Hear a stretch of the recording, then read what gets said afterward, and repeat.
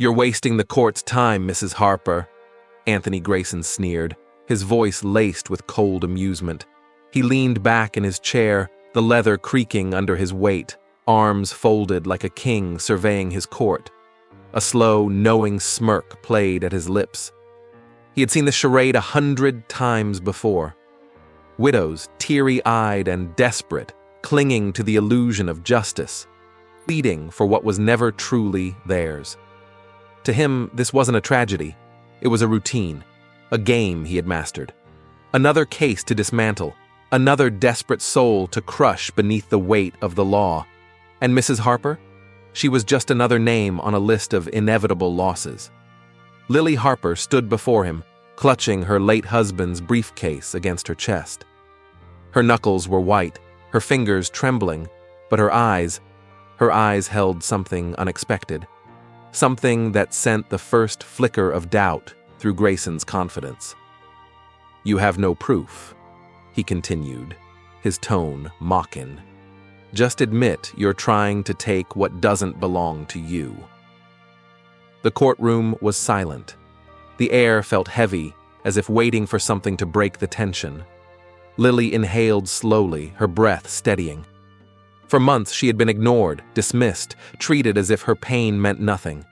She had stood in this very room, listening to accusations, watching her late husband's brother twist the truth, feeling utterly powerless. But not today. Her fingers moved with deliberate precision, unbuckling the latches of the old briefcase. The sound was almost deafening in the stillness. She reached inside, past the familiar scent of worn leather and ink, and pulled out a single envelope, its edges frayed, its contents waiting to be revealed. She stepped forward, the envelope firm in her grip. Her hands no longer shook. "I have proof." Her voice was steady, clear, undeniable. A murmur swept through the room. Someone gasped. The judge leaned forward, adjusting his glasses. Anthony Grayson's smirk faltered, his gaze locked on the envelope as if it had the power to dismantle his entire case. Lily placed it gently on the judge's desk. A moment passed, thick with anticipation. Everything was about to change. 6 months earlier, Lily Harper had never lived a life of extravagance, but she had lived a life of love. Her husband, Peter, was an engineer, a man who built not just structures but a home filled with warmth and laughter. Their modest house in the suburbs of Chicago was more than just walls and a roof. It was a testament to the life they had built together. Lily spent her days tending to their small garden, planting flowers Peter always joked she loved more than him. She volunteered at the local library, enjoying the quiet, the order, the sense of community. Their life was simple, but it was theirs, and for Lily, it was enough. Then, in a single night, it all shattered. A storm, slick roads, a sudden swerve. Peter was gone. The world became an eerie silence, a place where the sound of his laughter no longer echoed through the hallways, where the scent of his cologne lingered only in fading memories. Grief settled over Lily like a thick fog, making even the simplest tasks feel impossible. And just when she thought the pain of losing Peter was unbearable, another storm arrived, this one far more ruthless. Peter's estranged brother, Calvin Harper, emerged like a shadow from the past, one Lily had hoped never to encounter again. He had never cared for Peter in life, but in death, he suddenly claimed to be his closest kin. With no shame, he contested the will, insisting that Peter had promised him the estate, a sprawling piece of land worth millions. Lily was blindsided. She had never been one for legal battles, never even imagined needing to fight one. But now, she was being accused of fabricating the will, of forging her husband's final wishes. It was absurd. Peter's will had been signed, notarized, and left no room for doubt. Everything was left to Lily. But Calvin didn't care about the truth. He cared about winning. And to ensure victory, he hired Anthony Grayson, A man known in legal circles as ruthless, relentless, and completely devoid of a conscience. The moment Grayson entered the picture, the pressure became unbearable. He twisted words, manipulated facts, and painted Lily as nothing more than a desperate widow trying to steal what wasn't hers. She was humiliated, mocked, dismissed. Her friends urged her to settle, to take what Calvin was offering and walk away before she lost everything. But how could she? Peter would never have betrayed her the way Calvin claimed. She knew him, knew the kind of man he was. This wasn't just about an inheritance. It was about truth, about honoring Peter's memory. And Lily Harper wasn't about to let them take that from her. Rain lashed against the windows, the wind howling through the trees like a restless spirit. The storm outside mirrored the turmoil inside Lily's heart. Sleep had become a stranger to her, replaced by an unshakable anxiety that gnawed at her every waking moment. Tonight was no different. She sat curled up on the couch, staring at the old leather briefcase that had remained untouched since Peter's death. It had sat there, collecting dust in the corner of the living room, a painful reminder of the man she had lost. But tonight, something was different. A strange pull, an instinct she couldn't ignore, made her rise to her feet. Slowly, almost reverently, she walked toward it. Her fingers hesitated on the clasps before she took a deep breath and unfastened them. The lock clicked open. Inside, she found blueprints, old photographs, documents from Peter's work, things she had seen before, things she had ignored in her grief. But as she sifted through the her fingers brushed against something tucked away in a hidden pocket. A single yellowed envelope. Her breath hitched. Her hands trembled as she carefully pulled it out, her name scrawled across the front in Peter's handwriting. With a pounding heart, she slid her finger under the flap and unfolded the letter. My dearest Lily, if you're reading this, something has gone terribly wrong. Tears welled in her eyes as she read his words. Words filled with love, reassurance, and a sense of urgency. But as she read further, her sorrow was replaced by shock. This wasn't just a love letter. Peter had known. He had suspected Calvin would come after the estate.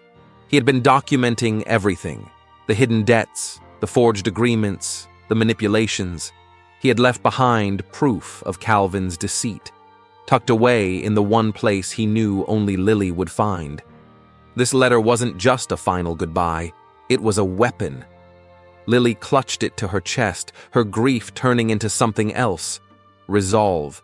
She couldn't fight this battle alone. The next morning, she found herself at the local library, seeking out Tom Jenkins, a retired lawyer who spent his days volunteering to help people navigate legal trouble. Tom listened carefully as she explained everything. The contest over the will, Calvin's accusations, and now, the hidden letter. He studied the documents with an expert eye, his brow furrowing in deep thought. Anthony Grayson is dangerous, he finally said, setting the letter down. He doesn't play fair. He will lie, manipulate, and intimidate you at every turn. Lily swallowed, bracing herself for what was to come. What do I do? Tom leaned forward, his expression serious but kind. You fight. You stand your ground. The truth is on your side, Lily, and the truth, if presented correctly, wins. For the first time in months, she felt a flicker of hope. She wasn't just defending herself anymore. She was fighting for Peter, and she would not back down. Anthony Grayson adjusted his cufflinks, his smirk widening as he leaned in, voice dripping with mock sympathy. Mrs. Harper, let's be honest. You're overwhelmed, confused, perhaps even misremembering certain details. Lily sat stiff-backed in the witness chair, her hands clasped tightly in her lap. Every inch of her wanted to snap back, to lash out at this ruthless man who had spent weeks twisting her words, painting her as some desperate widow clinging to an inheritance that wasn't rightfully hers. But she didn't. She knew his game. Grayson paced the courtroom, letting the silence stretch just long enough to make the jury uncomfortable. Then he sighed, shaking his head as if disappointed in her. "Tell me, do you even understand how inheritance law works? Or are you just hoping for sympathy to win this case?" A few muffled whispers rippled through the room. Someone in the audience let out a quiet chuckle. Lily felt the heat rising to her cheeks, but she remained calm. She had one shot at this, and she wasn't going to let him provoke her. Grayson smirked, waiting for her to stumble, to falter, to say something that he could twist into a weapon. Instead, she simply reached down, unlatched her husband's worn leather briefcase, and pulled out the envelope. The air in the courtroom changed instantly. She stood, stepping forward with deliberate confidence, and placed the letter on the judge's desk.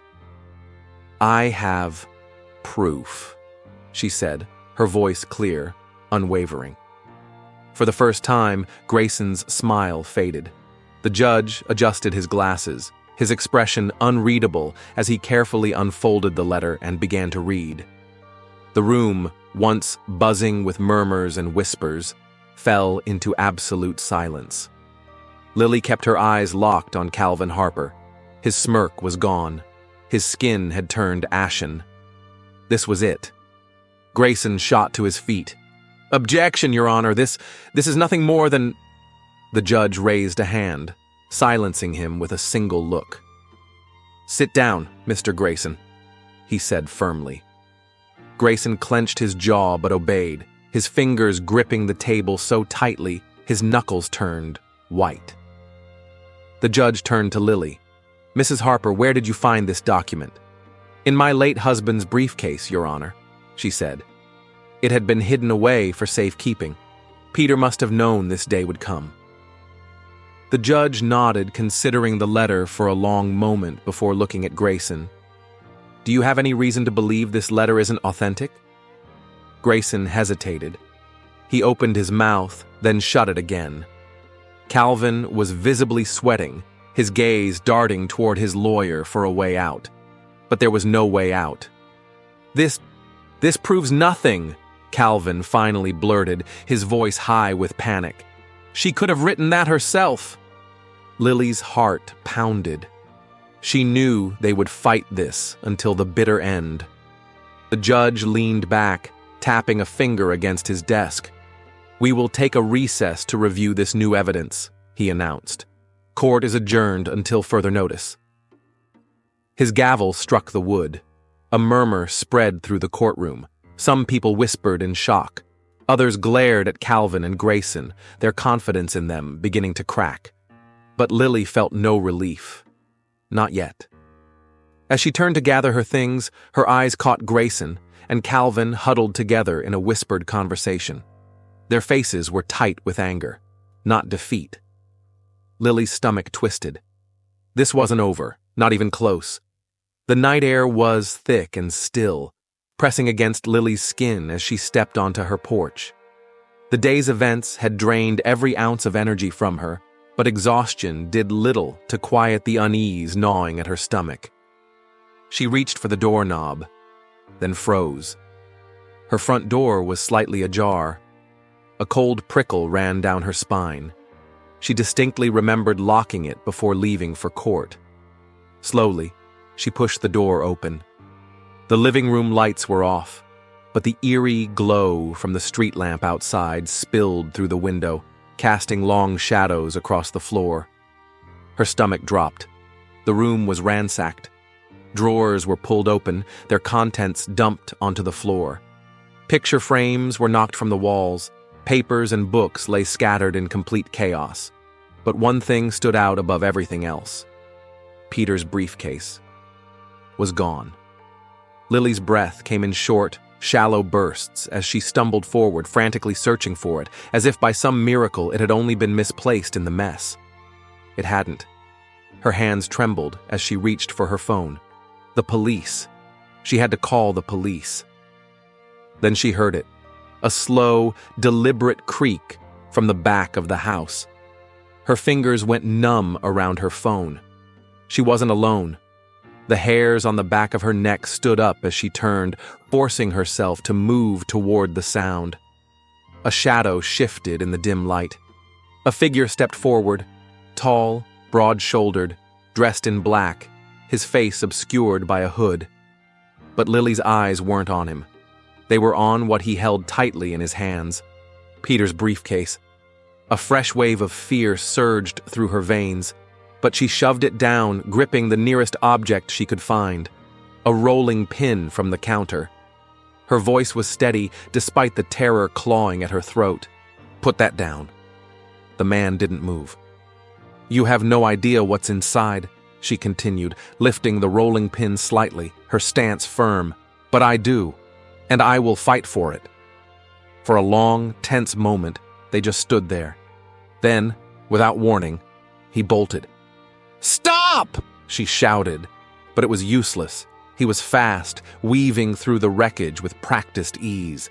By the time she lunged forward, he had already thrown the back door open, disappearing into the night. Lily's legs felt like lead as she ran after him, reaching the door just in time to see his shadow vanish over the fence. And just like that, her only solid proof was gone. The police arrived 20 minutes later, their flashing lights cutting through the darkness.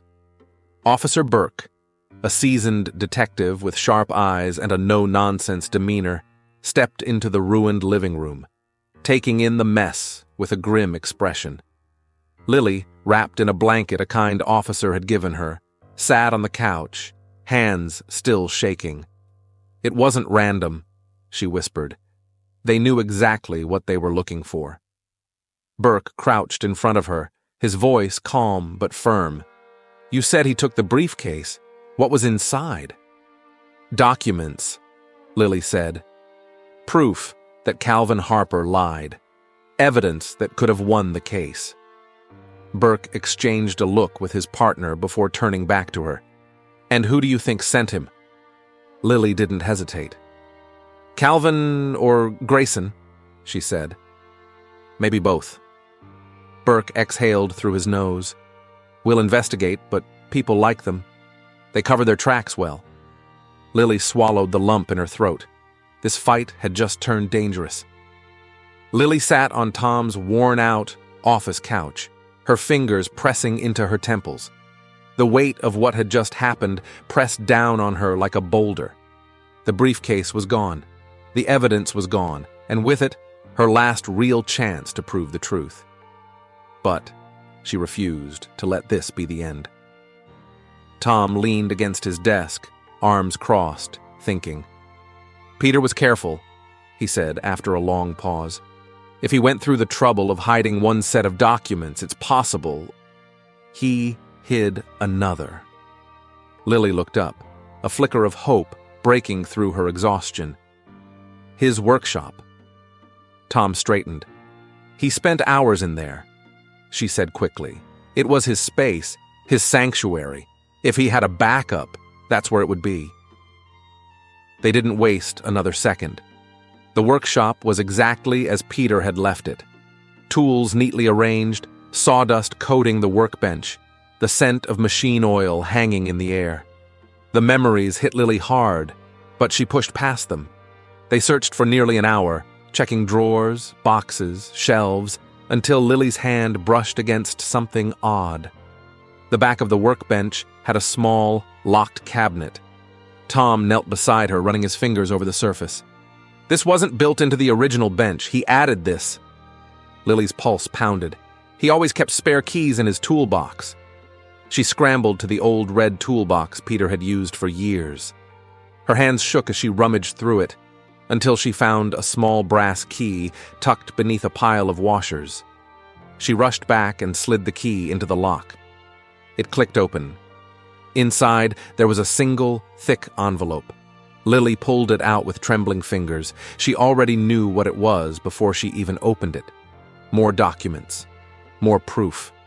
Everything Peter had gathered to protect her, to ensure Calvin couldn't manipulate the truth. She turned to Tom, her voice breathless.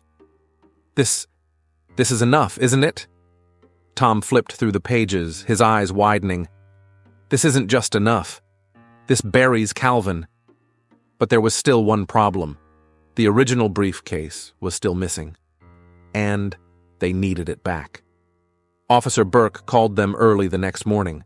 His team had traced suspicious movements in the city and tracked the stolen briefcase to an abandoned warehouse.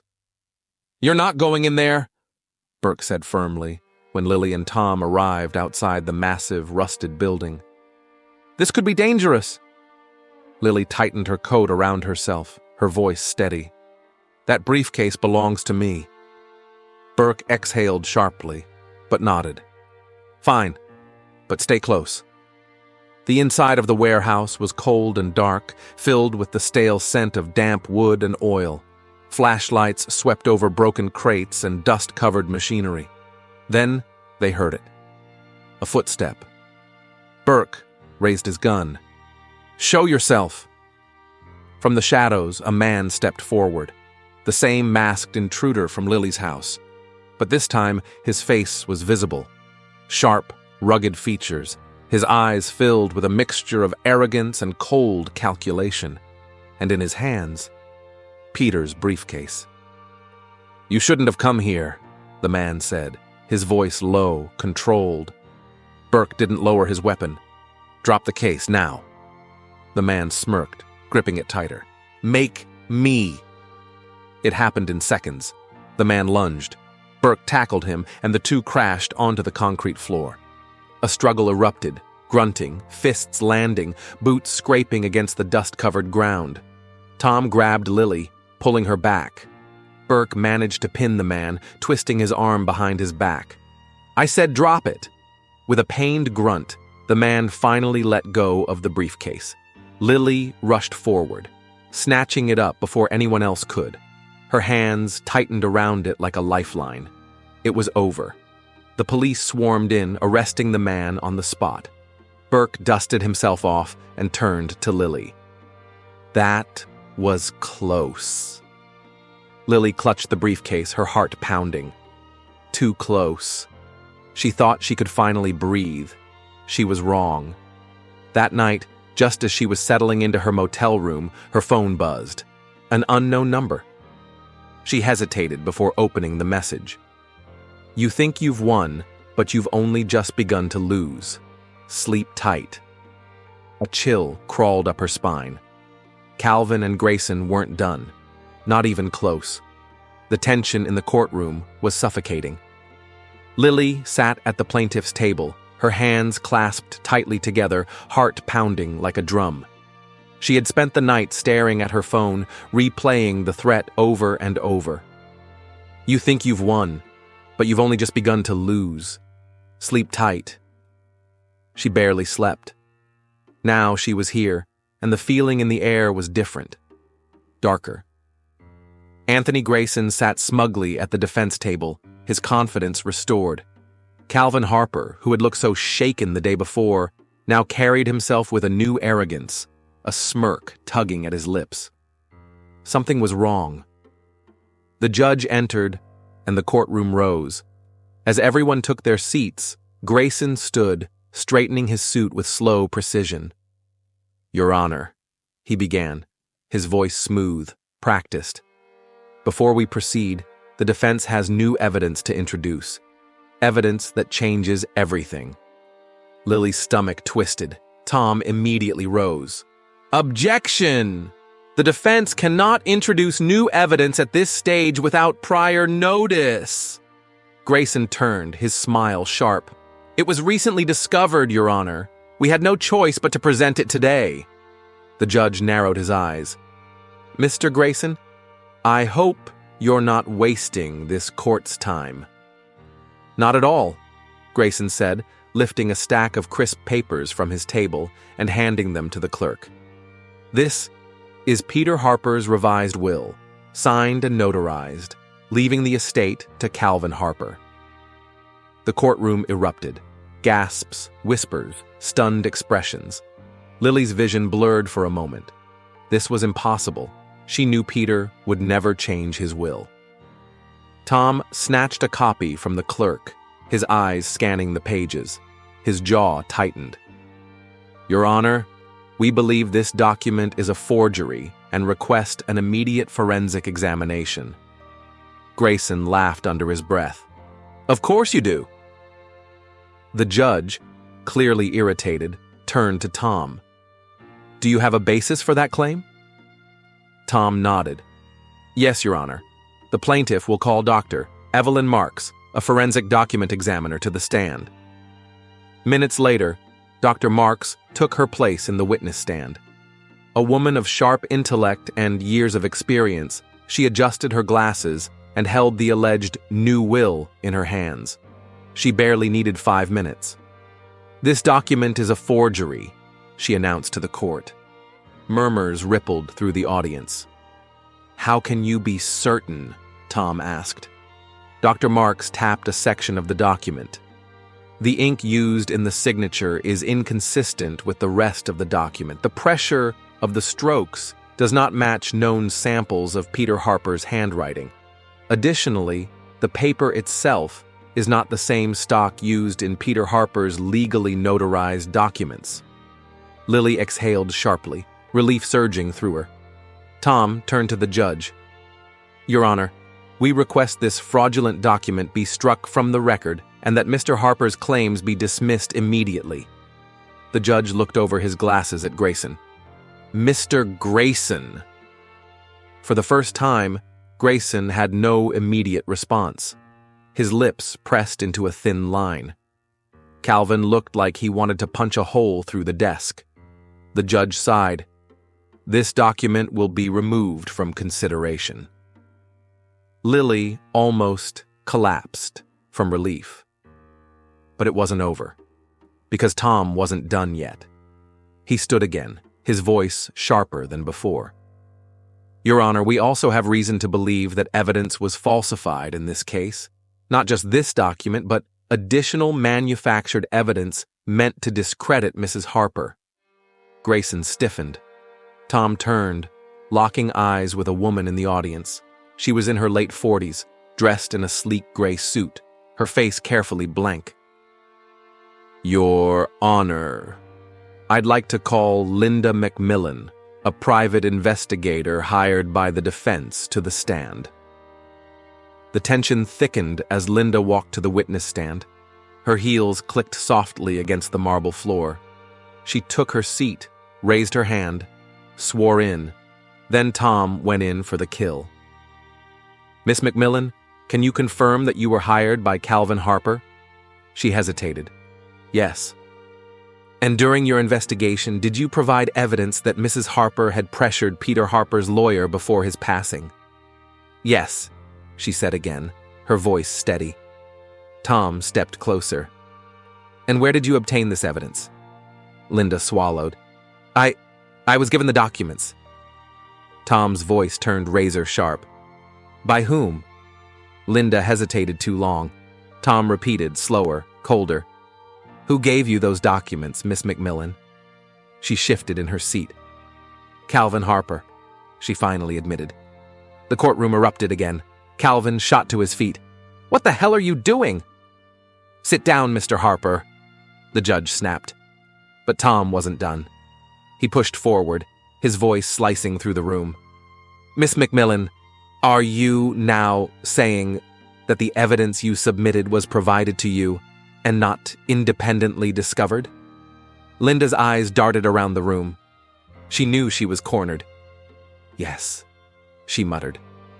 Tom turned back to the judge. "Your Honor, the defense has engaged in deliberate fraud. Not only forging documents, but hiring someone to create false accusations against my client." The judge's face hardened. "Mr. Harper," he said slowly, looking directly at Calvin, "you better have an explanation for this." Calvin was visibly shaking. His mouth opened, closed. He had nothing, and Grayson knew it. For the first time since the trial began, he didn't even try to argue.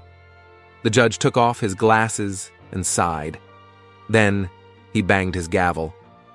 "The court has seen enough. Lily held her breath. In light of the overwhelming evidence, this court rules in favor of the plaintiff. The final verdict rang through the courtroom.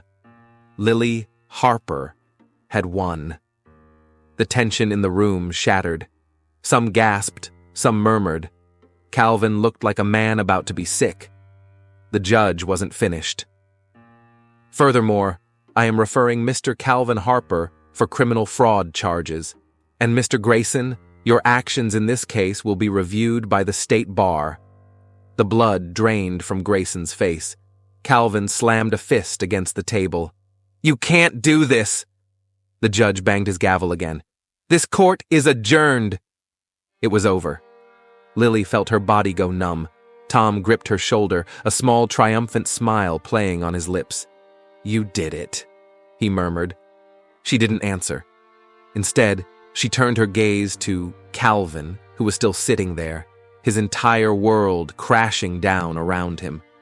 He looked up at her, his eyes filled with hatred. But she didn't care, because Peter's name, his legacy, had been protected. She had fought for him, and she had won. The courthouse doors swung open, and Lily Harper stepped into the crisp autumn air. The trial was over. The lies, the threats, the endless weight of uncertainty, it was all behind her now. Justice had been served. Calvin Harper, once smug and untouchable, now faced criminal fraud charges. His desperate schemes had collapsed around him, leaving him to face the consequences alone. The last time Lily had seen him, he was being escorted from the courtroom, his face a mask of pure defeat. Anthony Grayson, the ruthless lawyer who had built his career on intimidation and deception, had suffered his own downfall. The state bar had launched an ethics investigation into his conduct, and whispers of disbarment loomed over his once flawless reputation. It was over. The estate, the home she had built with Peter, was finally hers, not because of greed, not because of manipulation, but because it was what Peter had always wanted. His wishes had been honored. She had fought for him, for their life together, and she had won. Weeks passed, and the chaos of the courtroom faded into the background. Life didn't magically return to normal, but the weight on her chest began to lift. One evening, as the sun dipped below the horizon, Lily found herself standing in the garden, the same garden she and Peter had planted together. The flowers swayed gently in the breeze, their colors vibrant against the golden light. She held Peter's letter in her hands, the worn paper now a symbol of everything they had shared. Her fingers traced his handwriting, her eyes scanning the familiar words once more. Stay strong, my love. No matter what happens, trust yourself. A lump formed in her throat. She took a slow, steady breath, then looked up at the sky. The wind rustled through the trees, wrapping around her like a whisper from the past. She closed her eyes and smiled softly. Thank you, Peter, she murmured, for believing in me. A breeze swept through the garden, carrying the scent of flowers and earth. And, for the first time, in a long, long time, she felt at peace. Lily took one last deep breath, feeling the crisp evening air fill her lungs. The fight had been long, painful, and exhausting, but in the end, truth had prevailed. She had honored Peter's memory, defended what was rightfully hers, and proved that no amount of lies could erase the truth. As she stood in her garden, surrounded by the life they had built together, she realized something. This wasn't just about winning a legal battle. It was about standing up for what you believe in, even when the odds are against you. It was about resilience, courage, and never letting anyone take away your voice. So if you ever find yourself fighting a battle that seems impossible, keep going. Even when they doubt you, even when they try to silence you, even when you feel like you're standing alone. Because the truth always finds its way to the light, and when it does, justice will follow. If this story moved you, if it made you think about the power of perseverance and truth, don't forget to like, share, and subscribe. There's always someone out there who needs to hear this, and your support can help bring more stories like this to life. And remember, strength isn't about never falling. It's about getting up every single time.